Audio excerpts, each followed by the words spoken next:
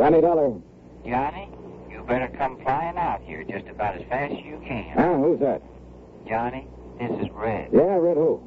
Well, you know, your favorite fishing guide. Red Barrett? That's right. Lake Mojave Resort out in Arizona? Yes, sir. Well, Red, you old scalawag. How are you, and how's the fishing? Just great. That is, if you know where the good holes are. And believe me, you do. Now, that's really fact, Johnny. I really do. I guess I'm the best fishing guide this country ever saw. Yeah, and I suppose you think it's time I made another trip out there and tangle with some of those beautiful lunker bass.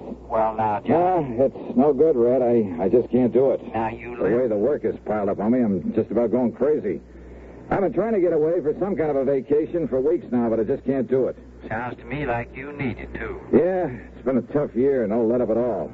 Pat McCracken over at Universal Adjustment Bureau, half a dozen of my other contacts. They've been begging me to take some time off, but I just can't, Red. I'm not on a regular payroll. I'm a freelance, so I have to take on every assignment that's handed me, whether I like it or not. Look, you mentioned Mr. No use, Red, so don't make me feel any worse by talking about it. Me? That was your idea. Huh? Did I say anything about fishing until you did? Oh, no, wait. You mean there's some insurance matter I ought to look into out there? It was this Pat McCracken you mentioned that said I better call you. Oh, great. And he's the one who's been after me to take a rest. So, what's happened out there? That's the thing. It ain't what has, but what's going to happen. Yeah? Like what?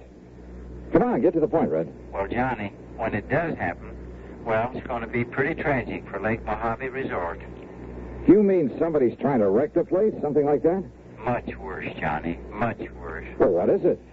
Oh, I just don't think I ought to tell you over the phone. But, Red, unless I know... And if somebody was to hear me talking to you this way... Red, look. And anyhow, you'll find out soon enough when you get here, Johnny. And you won't like it. No, sir. Red, quit stalling, will you? Of course, if you just want to sit around up there in Hartford and let a terrible thing like this happen without even raising a finger... Well, I just can't believe you'd do that. Look, will you stop beating around the bush and... Red? Red! I can't tell you over the phone. It's too awful. Now listen, you old goat. But, Johnny, they say there's an airplane leaves New York City just about 12 o'clock noon. So what? So it'll get you in Las Vegas about 9:45 tonight. Okay? What do you mean, okay? I mean, just you be sure and be on it. And I know you will. Oh, now look, I can't... Goodbye, Johnny. Red! Ah, if that crazy old coot thinks I'm going to fly all the way out there just because he... And yet, if he was serious...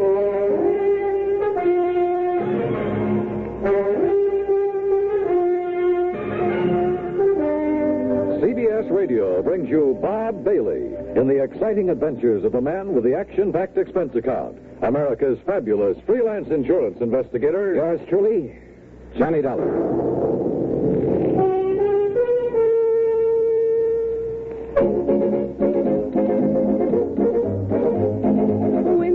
Tastes good like a cigarette should. Winston tastes good like a cigarette should. Winston gives you real flavorful, rich tobacco flavor. Winston's easy drawing too. The flavor comes right through to you. Winston tastes good like a cigarette should. A modern filter? Sure, Winston has it. But that's only the beginning of a Winston. Up front, up where it really counts, Winston packs exclusive filter blend. Light, flavorful tobaccos, specially selected and specially processed for filter smoking. Filter blend. That's why it's fun to smoke Winston, America's best-selling filter cigarette. Winston tastes good like a cigarette should. And now, Act One of yours truly, Johnny Dollar.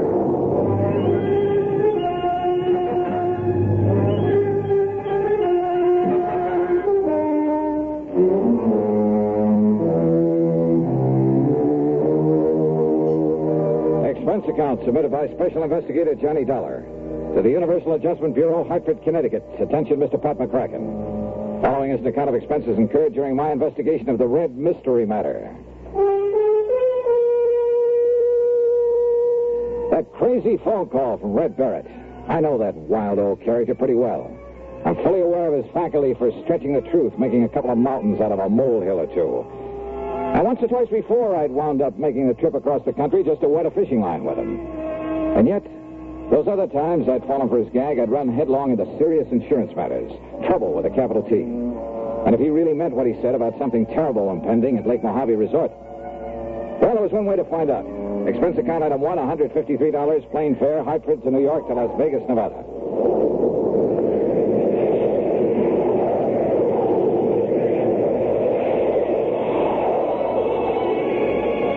The awesome beauty of the clear night sky over the desert, with its billions of stars twinkling in the black sky above, is something I'll never tire of. The stars seemed close enough to reach out and touch them.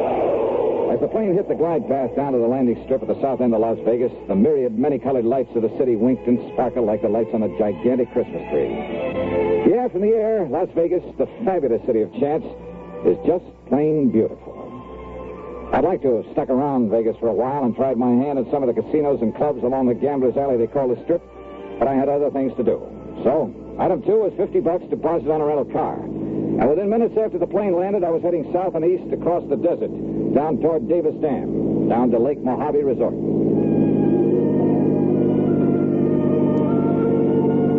The desert, mile after mile of nothing but sand and sagebrush and Joshua trees, of tumbleweed and cactus, of high plateaus and broad windswept mesas. Here and there, the skeleton of some animal was perished in the remorseless, terrible summer sun. And then suddenly, in the middle of it, the life-giving waters of Lake Mojave. At the south end of the lake, just above Davis Dam, is the resort, with its clean, comfortable motel, a good restaurant, tackle shop, and dock. Everything to warm the heart of a fisherman. Yeah, and in the bright light of the moon, I could see the lake itself, calm as a mill pond. That meant that unlike the cold and snow I'd left back east, here it was warm and perfect weather for fishing. It took a bit of self-control to keep from driving right on down to the dock. Instead, I circled the driveway to the office. As I pulled up to a stop, in spite of the hour, someone came out to greet me. It was my old friend Buster Favor, general factotum at the resort. Yes, sir? Can I help you? Yeah, Buster, I think you can. What? Why, it's Johnny Darling. Yeah, another. Hiya, Buster. Johnny, it's a miracle. I don't see why. When I get word there's trouble around here. Oh, then you know, huh? Buster, I only know that something is Even about the to... police haven't had a chance to get over here yet. The police? Johnny, I sure hope he's all right, that you can find him. Yeah, find who? What, Red? Red Barrett? You mean you didn't know? Buster, what's happened to him? Johnny, Red has... Well, he's disappeared. Oh? And I could be awfully wrong, but from the looks of things, Johnny... Wait a minute. You think somebody could have murdered him? Come on. Take you over to his room. You can see for yourself. Well, look, Red phoned me in Hartford, Buster. He told me Think he had some premonition that something was going to happen to him? Well, that's just it. He didn't seem worried about himself. All he would say Well, was... it sure looks like he should have been worried, Johnny. Here now. Holy. Yeah. The room, a housekeeping unit, was a shambles. Clothing pulled out of the drawers and closet, as though somebody had ransacked the place looking for something. That stuff's all part of the uniform as he was wearing while he was working, Johnny. How much personal clothing and stuff he had, I don't exactly know. So, if anything... The furniture, though none of it was actually broken, was overturned, cluttering up the floor. On the electric range in the kitchenette were the pots and pans he'd apparently used to cook his dinner.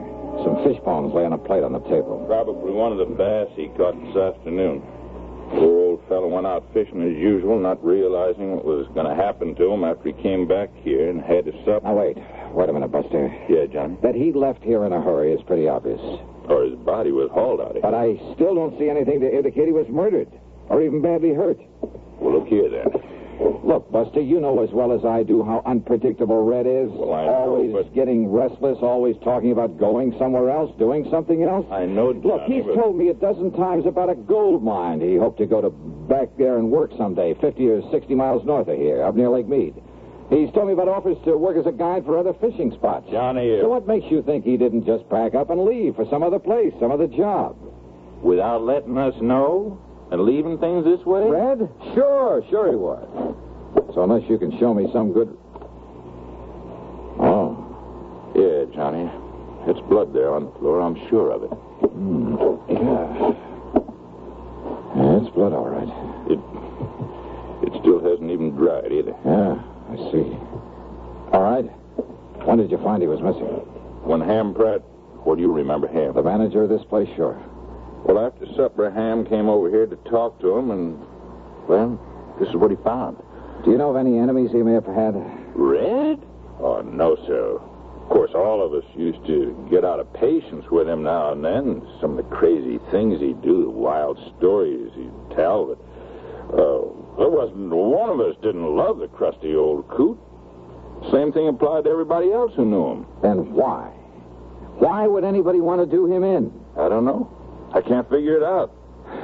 But it sure looks like somebody did, Johnny. You can see the evidence yourself. Yeah, maybe. What do you mean by that? Red's phone call that brought me out here. If he'd thought that he himself was in danger, don't you think he would have said so? Well, yeah, I guess Red would have built it up, too. Would have made it sound real dramatic. Sure he would. But instead he told me something tragic was going to happen to the resort. Like what, Buster? Well, like nothing I can possibly think of. But now, Johnny, this blood on the floor. Yeah. Hey, did Red have a car? Yeah. Where is it? It's gone, Johnny. Whoever did whatever they did to him must have used it to carry away his body. The poor old... Buster, I've just got a lead on it. Oh, Ham, come in. You see, I phoned everybody up and down the lake to look out for... Johnny. Sam, how are you? Buster's told you about Red? Yeah, and in spite of this so-called evidence around here, I still Johnny simply doesn't believe that Red was murdered. But there's blood on the floor the way things were left around. Or, Johnny, have you some reason for thinking he wasn't? First, I want some definite reason why he was. But now, Johnny. If you want the truth, I think you've both gone overboard about this. Are you kidding? Give me a reason. A reason for killing him, for anybody killing him. Just one good reason. Well, now, Johnny... Johnny, this blood on the floor. Yeah. Yeah, this. What is it, Johnny? Johnny? You, haven't called in the police yet? Oh, I was just about to when you arrived. Don't you think I'd better call them then right away? Well, yeah, Johnny, why don't you do that? No. No. I've done something better, Johnny. I spread the word up and down the lake, all the way up the Colorado River by telephone. And listen, it's paid off. That's what I came in here to tell you about. Well?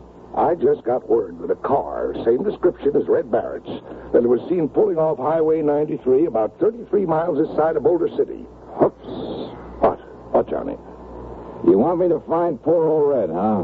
Well, of course, if the poor old fella's still alive. And maybe I will. And when I do, I have a sneaking suspicion I may have a score to settle with you two. Now, just a minute, Johnny. If you mean to imply that either of us did him... I didn't say that. Well, then, Johnny, what do you mean? You don't know, Buster? Well, if you think you can find Red, and if I can be of any help to No. That's exactly what I don't want. Well, now, Johnny... Just let me work out this little mystery myself. Well, of course. No help, no interference from either of you. Johnny, this isn't like you. I don't understand. You don't, huh? I swear it. Yeah? We'll see.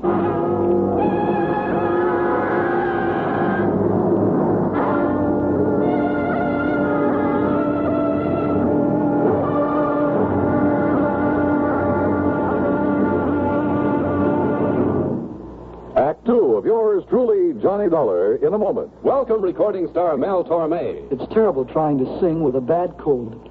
So I always take 4-way cold tablets to relieve cold miseries fast. Good idea. Tests of all the leading cold tablets proved 4-way fastest acting.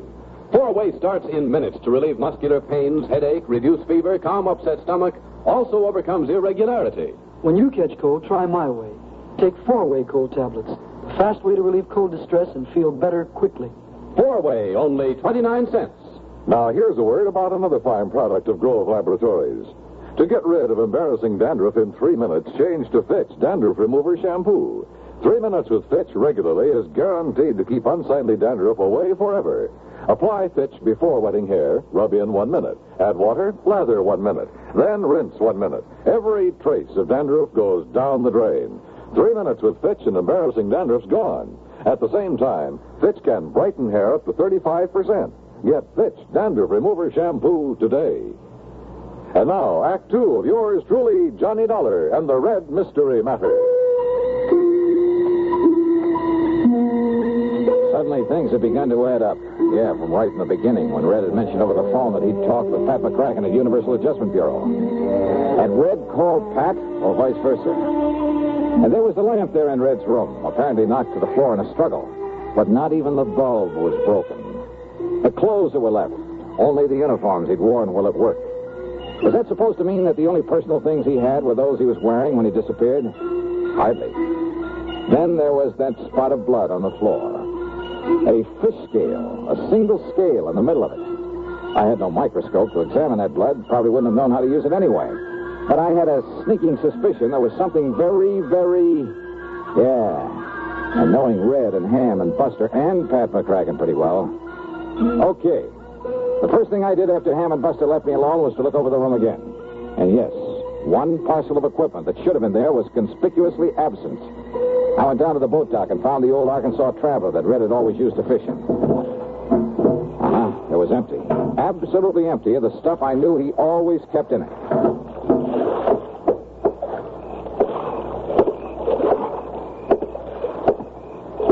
Johnny? Wow. What are you doing up and around this time of night, Ham? Oh, just sort of checking up on things. Yeah? Or checking up on me? Oh, now, Johnny. You hoping to find some lead on Red there in his boat?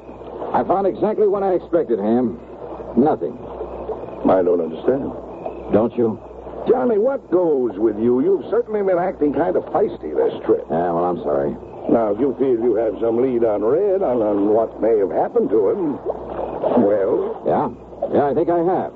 And you helped to give it to me. I did. But there's no point in following it up till morning. What is the lead? No help, no interference, remember? Okay, Johnny, whatever you say. No use doing anything till morning, eh? That's right. Then you,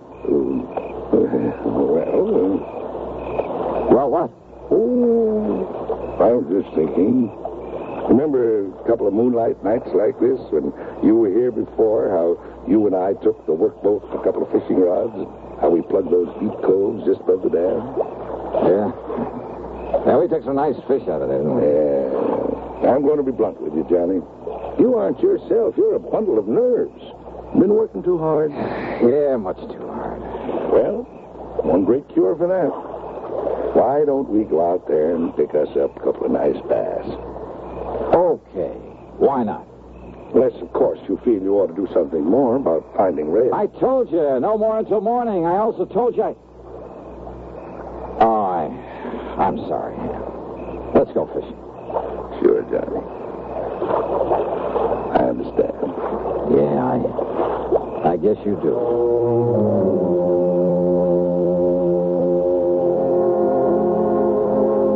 Maybe I had been a little feisty, as Sam had put it. And he was right about the fishing out there in the smooth black water with the bright moonlight overhead. When those 2 6-pounders hit my lure and I carefully played them into the boat, believe me, they did more to bring me back to normal than anything else in the world could have. That night, for the first time in weeks, I slept like a baby. Then, first thing in the morning, well, the whole thing really wasn't too hard to figure out. Red was a fisherman every day of his life. But I'd found no sign of his tackle there in the room or in the boat he'd always used. In other words, no matter how or why he'd left, he himself must have taken those things with him. Also his personal clothes and stuff, but naturally not the uniforms that belonged to the resort. The blood on the floor from one of the bass he'd had for dinner, carefully put there after he turned the room inside out. As for his whereabouts, Ham had given me the clue when he told me Red's car had been seen at the highway turnoff 33 miles south of Boulder City. That turnoff led to only one place, a fishing camp at the lower end of Lake Mead, known as Temple Bar. And when I got there, sure enough, waiting for me in his outboard beside the dock, Red Barrett. All ready for you, Johnny. Why, Red, you rascal. Got an extra rod and reel and a bucket of live bait, and you and me will go out there and slay him. Get in, Johnny. Get in. Sure, Red, why not? That's a boy. Here we go. Yeah, I just knew a smart man like you could track me down. Hey, you're working here now, huh? Well, I got kind of restless and thought maybe I'd make a change. And as long as Ham Pratt was willing, Then Ham was in on this plot to get me out here. why, sure he was. And the terrible things that happened at Lake Mojave. Why, of course, Johnny. They have lost me, haven't they? Ah, you old son of a gun. Hey, Buster in on it, too? No, Ham's probably telling him about it right now. Probably showing him the letter he got from Mr. McCracken. McCracken? Pat McCracken? Yeah. Now, maybe you better read this one that he wrote to me. First part's just the usual howdy-do's, but here. And Red, I'm convinced a man can take only so much, even Johnny Dollar. And I'm afraid that unless he gets some rest and Relaxation, he'll crack up one of these days. So if you and Ham Pratt can somehow contrive to get him out there for some of that fishing he loves so much, go to it. If he catches on, if he starts worrying about the expense, tell him it's on the house. Tell him Merry Christmas. Sincerely yours. Well, God bless Pat McCracken. As for you, Red, you old reprobate. Johnny, there's a hole over near the gyp bed where there's an old 10-pounder laying under a rock, just waiting for you and me. Brother, let's go.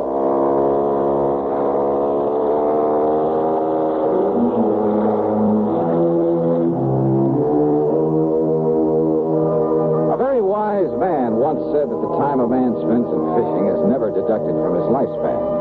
And you know something? I, for one, am convinced that he was right. So, well, Merry Christmas to you all, too. All of you. Yours truly, Johnny Dollar.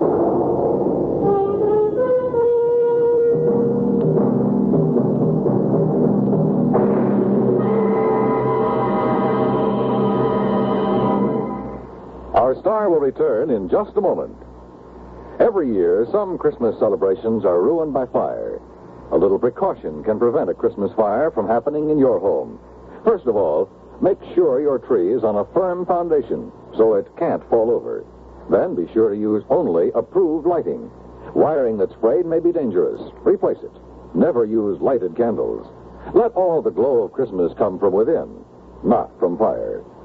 With our safe Christmas plan, here's an idea for Christmas giving. Almost Christmas, no time to lose. Lots and lots of gifts to choose. Give him, Give her a gift set by Yardley. For her an array of all new Yardley gifts, $1.50 to $13.50. A Yardley Red Roses spray mist and soap set, $3.50. All prices plus tax. Yardley. Give him Give her a gift set by Yardley. Now, here is our star to tell you about next week's story. Next week, a man, a girl, and a gangster. That's right. They add up to trouble for me. Join us, won't you? Yours truly, Johnny Dollar.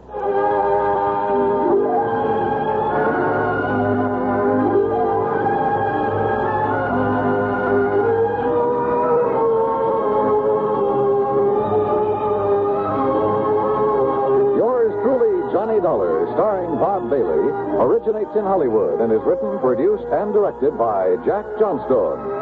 Heard in our cast were Forrest Lewis, Barney Phillips, Alan Reed Sr., and Lawrence Dobkin. Be sure to join us next week, same time and station, for another exciting story of yours truly, Johnny Dollar.